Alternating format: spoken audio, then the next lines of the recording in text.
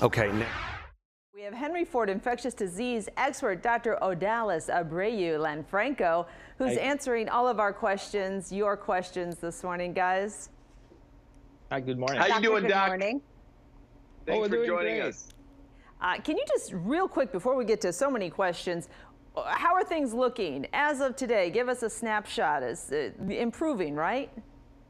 So I think I can tell you that we are really happy with the response, and I want to say thank you to everybody for doing their part. Thank you to all the first responders, as well as healthcare workers, especially the nurses. Happy Nurses Week.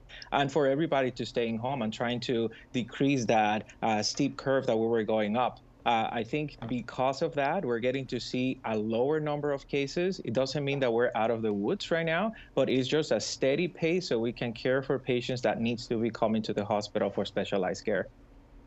All right, good. That's good to hear, Doctor. We appreciate knowing that. Okay, we have a lot of questions to get to, and not in any particular order. And Doctor, we know that there's a lot of people who don't know a lot of stuff about this coronavirus, so we'll throw them at you, and you do your best to tell us what you know. But absolutely, here's one about when do you see companies with a large amount of employees, 5,000 plus, being able to work back in the building together? Is that going to happen anytime soon, do you think?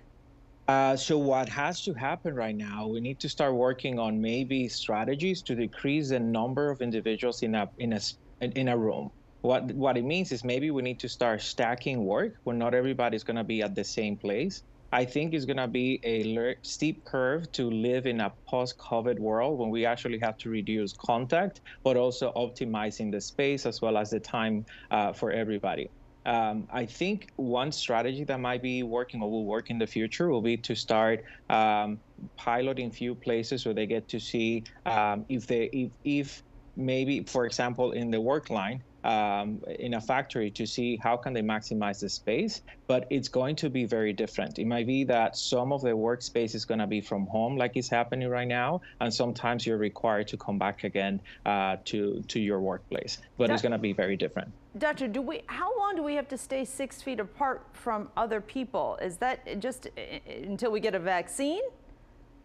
Correct. So we don't have a clear idea at this point of when can we just stop using our current recommendations, because of what we call the amount of people that have the infection is not enough to say that as a group we can protect each other, because we haven't seen that infection in the larger community. So for the foreseeable future, I think we need to start thinking about the idea that these new recommendations are going to stay with us for a while. All right, Ryan, I know you have a lot of good questions too from viewers.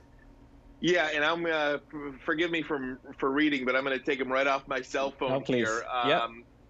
Debbie writes, well, here we are 8 weeks into this. Can I see my children and grandchildren? We have 2 new grandbabies born right before the stay-at-home order.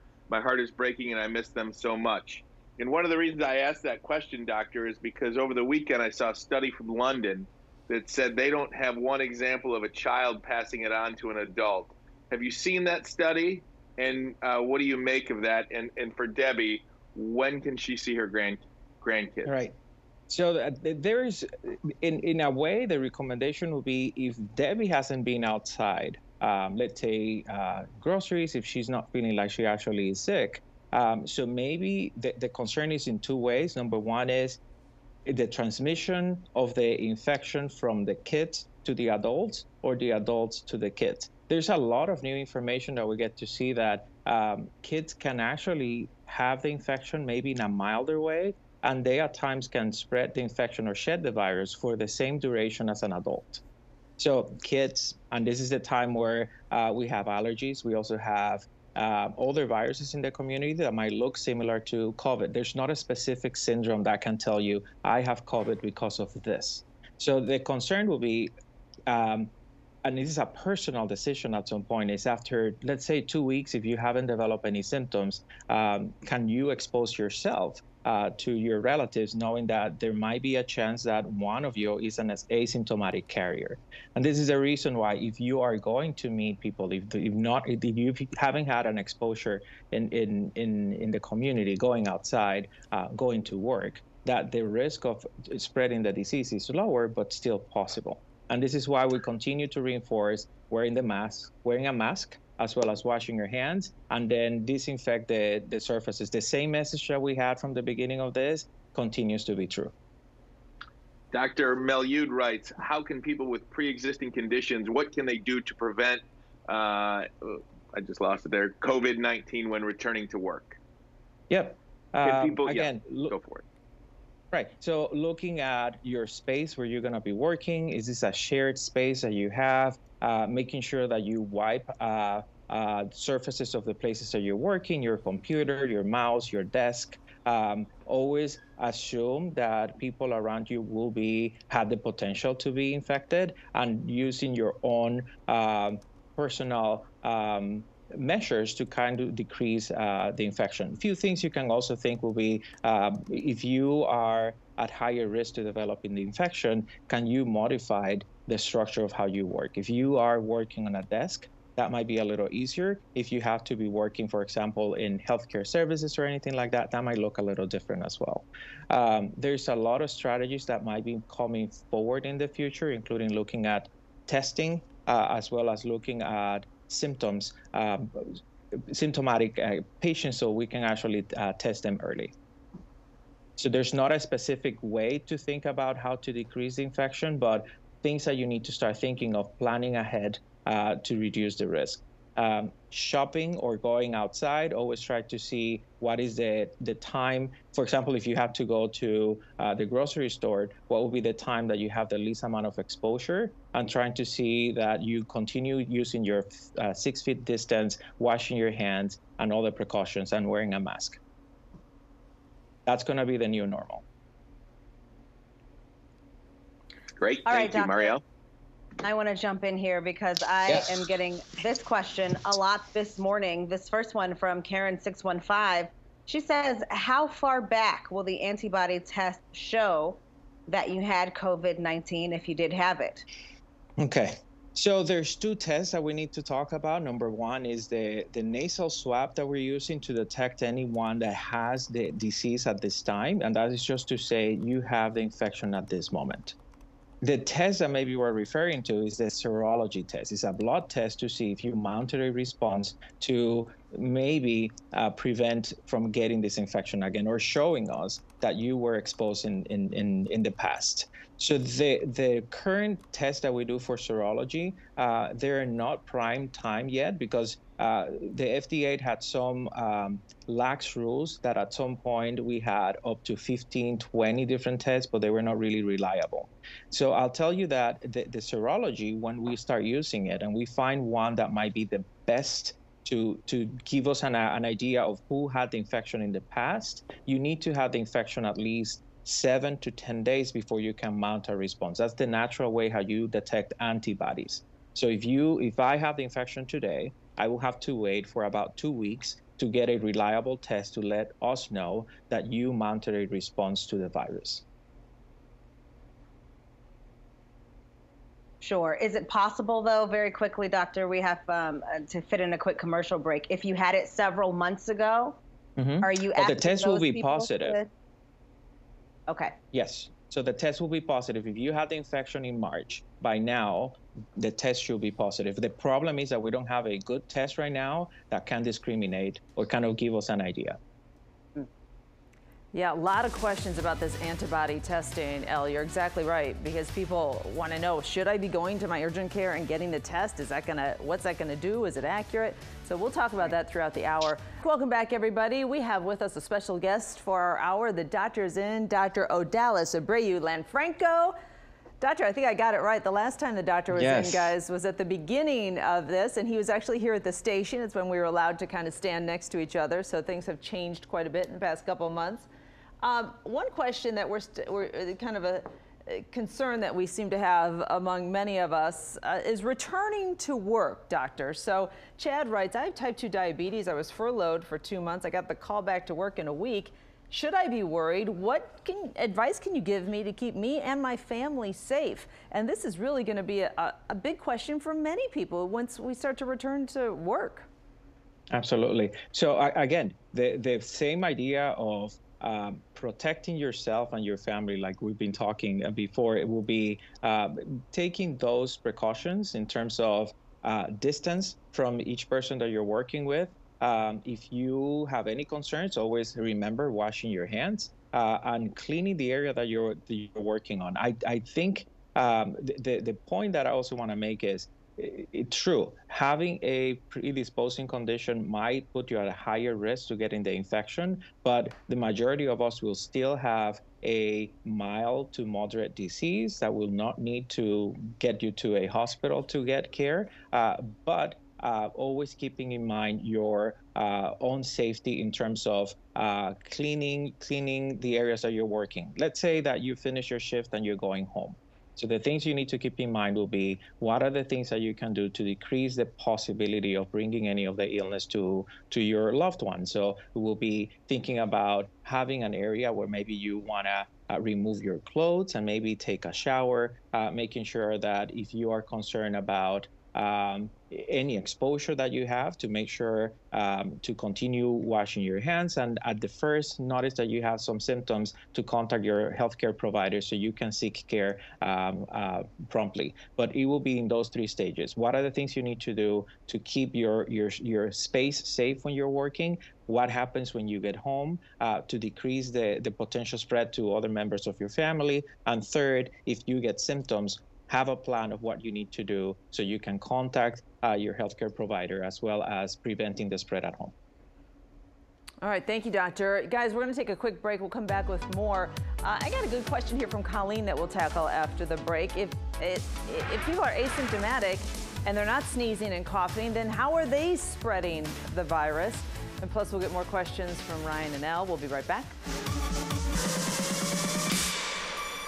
And welcome back, everybody. We have a special doctors in this morning. Dr. Odalis Abreu Lanfranco specializes in infectious disease at Henry Ford Health System, treating COVID patients every day on the front lines this morning. He is all ours, answering your questions. Elle?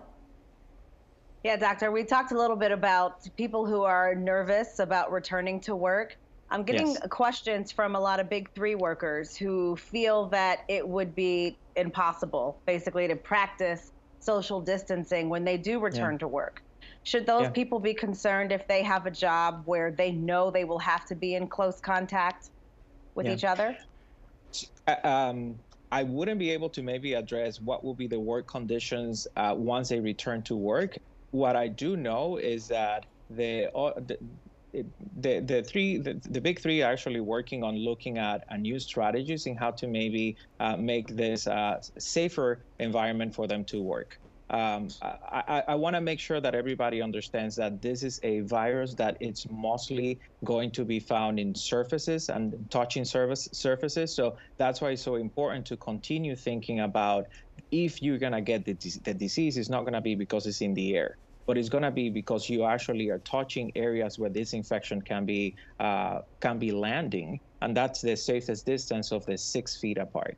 Every single employer, I think, is looking at strategies to make a safe transition, and things are going to be looking very different. So I want people to understand that maybe the way how they used to work prior to this is going to look very different. It's going to be looking very different by the measures for security that we need to use, but also by the workflow that we have. I'm sure everybody's looking at the best way to keep everybody safe. Right. Okay, and I do have one more question for you from Sherry. This is an interesting question. She says, as it gets warmer outside, can this virus be transmitted by mosquitoes? No, we have no evidence that this virus is going to be transmitted by any other vectors or mosquitoes or ticks. Very good, doctor. Thank you. Ryan, over to you. Thanks, Mario. I got to tell you, the people out there are fantastic. I have a million questions. We could do this till about 5 o'clock tonight, but I'm going to go with this one first. Doctor, from Amber, wondering your thoughts on schools returning in the fall for children, and how would we determine whether or not it's safe? It's a great question. I don't think I have an answer in terms of what's going to happen in the fall. Every single county, every single city is going to have a different strategy based on the number of cases that they have at the time. There are ideas of maybe thinking about a gradual rolling out of opening spaces, including when is it safe to go to school, when is it safe to go back again to church, when is it safe to go back again to shopping to the malls. And this is a determination that has to be made by the health care authorities in every one of the different levels, the city, the county, the state, and the federal government. So I don't think we have a good strategy right now because we are not predicting how it's going to be the curve in few weeks or few months. Yeah, it's so unpredictable, Doctor, and that's one of the things that we struggle with when we all are looking for answers. Let me ask you this question, because this is interesting. If it's spread primarily through respiratory droplets, as you're saying, Doctor, and people sneeze and maybe that lands on a surface, you touch it with your hand, touch your face, how does an asymptomatic person transmit the virus? If you're not sneezing, and I guess this goes to why we're all walking around with these masks, even though we feel perfectly healthy, right? Absolutely. So this is how maybe the best way to explain it is you contracted the infection. So in your nose, you're going to have some minor secretions. So sometimes you feel like your nose might be itching. You want to touch it. You want to touch your face. Not having symptoms, at times you can go back again. And hindsight is usually 2020. So when you get to think about 2 days from now, it's like, oh, I remember that I started sneezing. But is that window of 2 weeks where you can actually have some of the particles of the virus that you unintentionally can spread from your hands to surfaces. It's not just the cough, it's also the surfaces around your face that you can actually have the virus as well. But again, it's just the symptoms are so specific that sometimes you can actually make a distinction. Am I getting allergies, or this is something that looks like a cold? So by the time that you actually develop symptoms, the virus can be actually present in your nose and your mouth 2 or 3 days before. Yeah, I know what you're saying, guys, and I think we've all done that where we scratch our nose and then inadvertently touch something, and that's how, if you have it and you don't have symptoms, that's how you're spreading the virus. Thanks for watching The 9. It is a special edition of The Doctor Is In. Doctor with us until 11 o'clock answering our COVID-19 questions. So, Ryan, I know you've got some questions lined up for Dr. Lanfranco. Yeah, and Doctor, I want to ask one of my own. We keep talking about these masks. What medically do the masks, what are they good for, essentially? I noticed personally, I wear glasses. I see you wear glasses. I touch my face 1,000,000 times more wearing a mask than without wearing a mask. Medically speaking, what does the mask prevent? Yeah, what it does is it prevents the transmission of the virus from you. If you actually get the virus, so you're preventing the transmission to other individuals. It's not helping you not to catch the infection. It's only to prevent the transmission, especially for some of us who will get an asymptomatic infection.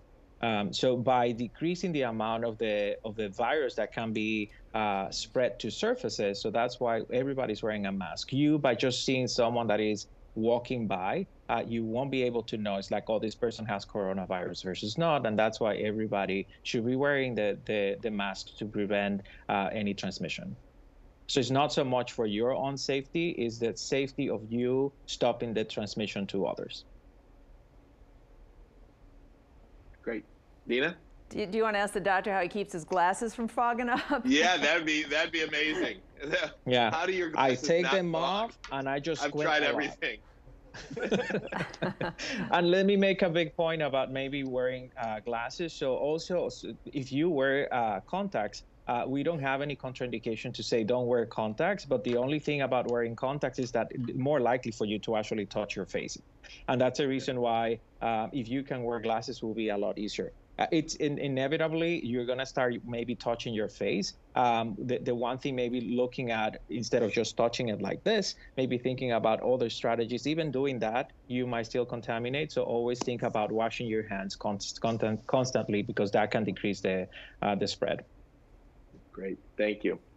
We got to fit in another break here, guys, but I know, Elle, you've got questions, and I have a good question from viewer Anitra, who says, how long does it take to fully recover and test negative, even after 14 days? still testing positive. So we're going to talk about that when we come right back. Good morning, everybody. Welcome to our special Doctor is In. So for the next half hour, we're going to continue asking and answering questions. Henry Ford, infectious disease expert, Dr. Odalis Abreu-Lanfranco, spending time with us answering our questions and your questions. And Elle, I know that it seems like with every day that goes by, we personally and our viewers want more information and new information.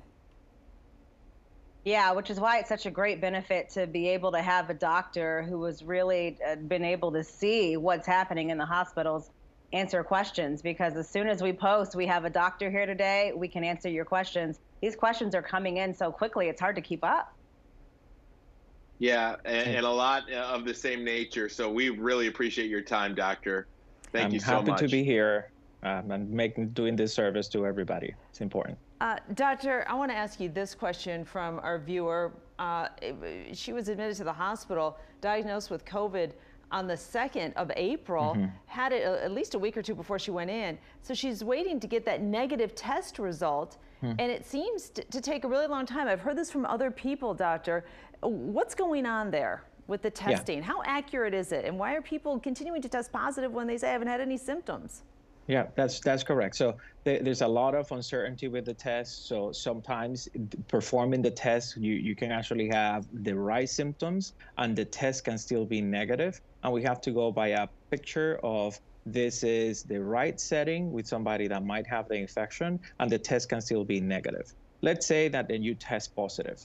So the test can be positive for up to 2 weeks. There's some cases when if you continue testing individuals that they can actually have a positive test, but we're not clear if the meaning of this is that the virus is actually present, that can be, that is contagious, or is just part of the test, how it's actually performed. What we're doing is we're not detecting the virus as is it alive or dead. We're just testing there's a presence of the virus in your airways.